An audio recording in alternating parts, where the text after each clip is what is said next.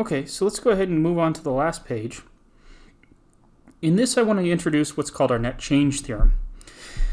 And what does this say? Well, so this is how we gave the fundamental theorem of calculus part 2. So it said to find the definite integral, the area underneath the curve f of x, it's enough to take any antiderivative of little f and evaluate it at the two limits of integration and then look at their difference, taking the upper limit minus the lower limit.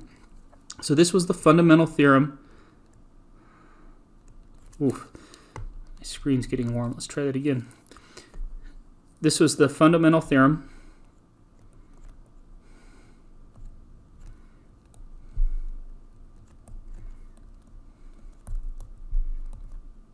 part 2.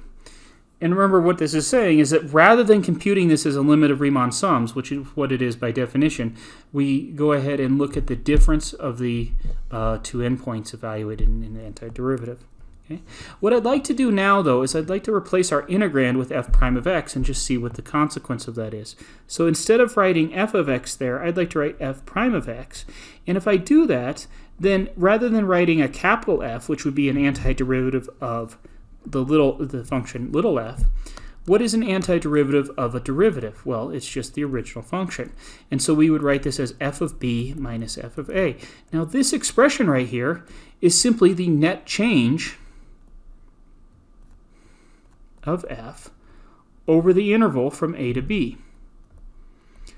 And so it's essential that whenever you think about a definite integral, if that definite integral represents a derivative of something, then this definite integral gives the net change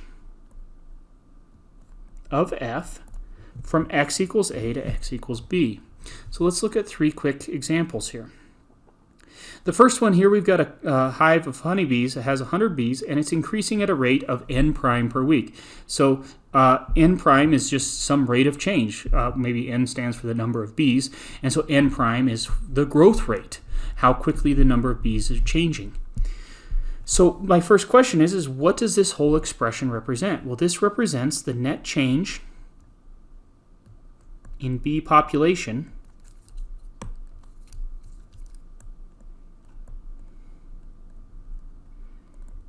between weeks 0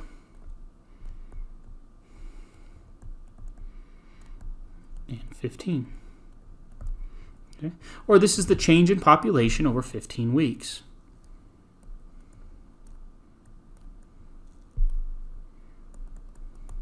This is another way to look at that. And so what would this expression represent? Well, if 100 is what we started with, and this is our net change, then 100 plus our net change is the new population after 15 weeks. Okay. So folks, let's look at the classic example here. Velocity, remember, is the derivative of the position function. So s of t is position.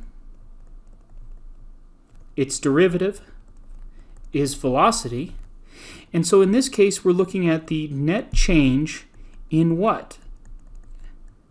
Well, this is the derivative of your position function. And by the net change theorem, evaluating the definite integral over a derivative gives you the net change of the underlying function f.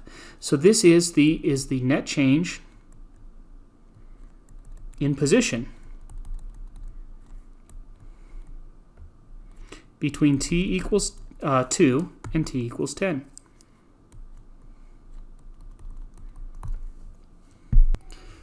So folks, that was 2 examples. I'm going to let you think about this third example and work through that. So before moving on, go ahead and pause the video and give that 7c a shot. All right, the last topic we have then is how do we find the average value of a function? So as long as we can integrate a function, then we can compute its average value on the integral from a to b by this expression. So so first of all, we're defining the average value. And we define that average value to be 1 over b minus a times the integral from a to b of f of t dt. Okay. So let's go ahead and put this into play here. Let's first, before we go about computing this average value, let's look at the graph of this function. So the graph of this function is a parabola that looks like this, that's got a 0 at x equals 0. And it continues on, I guess, but, well, we're only interested in it from 0 to 1. So it's got a 0 at the ordered pair 0, 0, and it's got a 0 at x equals 1, so 1 comma 0, that ordered pair. And if you wanted to, you could actually find the vertex of this parabola. It shows up at decimal point 5 or 1/2. And if you went ahead and plugged that into the function, or if you computed the vertex by some other means, we would find that its max height here is 3. Okay. So we're not interested in the max height. We're not interested in the zeros. In this case, what we're interested in is the average of the heights. Okay? So the average height value. So I think you would agree that you wouldn't call a value way up here the average of the heights. It feels like it's above the average height value.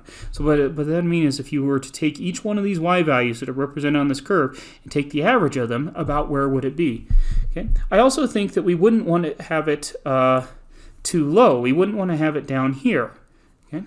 And it's not necessarily going to be right in the middle, and in fact it won't be for this function, but I think the average height is actually going to be something like this, because what are we going to construct?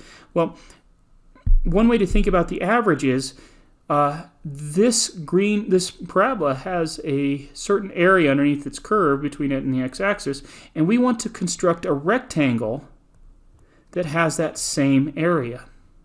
Well, in this case, you could sort of imagine if you took this excess green region up here and took it and plugged it in here and plugged it in here, that this rectangle would have essentially the same area as the original area underneath the green parabola, as this area right here. Okay. So both the black rectangle and the green parabola have the same area. If we achieve that, then we're going to call that value right here the average value of the function. Okay. So let's go find out what that needs to be. So the average value of a function is going to be, by this calculation here, 1 over 1 minus 0 times the integral from 0 to 1 of 12x times 1 minus x differential x, or that's just going to be 1 times the integral from 0 to 1 of 12x minus 12x squared dx. And if we go ahead and evaluate this, let's see here, we would have 6x minus 4x cubed evaluated from 0 to 1, and we end up with 6 minus 4, or 2. And so that average value of this function is 2. Okay? Let me talk for just a moment about this formula. I think of this formula as giving the, so it's the area, which is what the integral computes, divided by the total width. And my screen's getting pretty hot here, so we're about done. It's the area divided by the total width, and you can think of that as giving the, average height.